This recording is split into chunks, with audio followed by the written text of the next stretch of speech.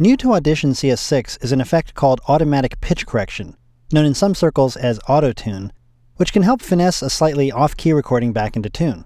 Now you hear a lot about auto-tune these days, usually from people complaining about how much it's overused in pop music to the point where the singing doesn't sound natural anymore.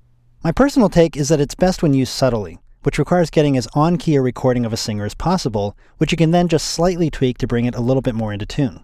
I've got this Say Yes LV Only file open right now. This is an isolated vocal track. Let's give it a listen. You say you love me, but you won't come down, so I'm leaving tomorrow. You say you love me, but you won't come down. But if you say yes to following your heart, yes to keeping me on your mind and in your arms tonight, where I can celebrate the day that you will ask for me to stay. So that's really pretty good. Nothing here could really be classified as being really out of tune or off key, but there are a handful of notes that we could certainly nudge around a little bit. For example, in this phrase here, listen to the word arms. To keeping me on your mind and in your arms tonight. And to me that word just sounds, maybe it's just a little tiny bit sharp. Certainly not completely off key, but it could be nudged down a little bit. To keeping me on your mind and in your arms tonight. So with that phrase selected, I'm going to go to Effects, Time and Pitch, and choose Automatic Pitch Correction. Now in order to properly use this effect, you ideally should know the key of the song it's in. Notice we can choose a key and select whether it's major or minor.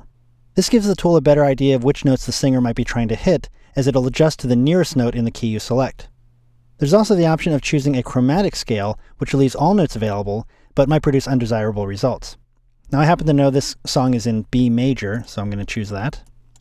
Now I'm going to leave the current settings, and I'm going to toggle the preview on and off, and you should be able to hear a subtle difference in the tuning of my selection, especially in the word arms. Let's listen. To keeping me on your mind and in your arms tonight. To keeping me on your mind and in your arms tonight. To keeping me on your mind and in your arms tonight. So to my ears that sounds a little bit better. Again, it's very subtle, but I think that's how this tool should be used most of the time. Now just to show you how important it is to know the key of the song, if I switch this to, say, C minor, notice what happens. To keeping me on your mind and in your arms tonight. To keeping me on. So even without the backing music, we can tell this is really wrong. I'm going to switch that back to B major. Now you can tweak the effect by adjusting the attack and sensitivity sliders too. The attack determines how quickly the pitch will be corrected. Generally, the faster you set it, the less natural it's going to sound, but if you set the attack too slow, there might not be enough time to correct the pitch before it's over. So you want to start with the default and maybe drag it to the right a little bit if necessary. The sensitivity slider is used to specify how off-key a note has to be before it's corrected. If you drag this all the way to the left, almost nothing will be corrected, and dragging to the right will increase the sensitivity. Notice when I play the track and drag the sensitivity slider to the right, you'll see that more correction is being applied over here in the correction meter. The more red you see, the more correction it's using. Basically, you just want to find the place that sits best to your ears without sounding artificial. Your mind and in your arms tonight. To keeping me on your mind and in your arms tonight. To keeping me on your mind and in your arms tonight. To keeping me on your mind and in your arms tonight. I think that sounds good right about there. When you're happy with your results, you can click Apply. Or if you're using this in the effects rack, which again you really should, you can just close the effect window.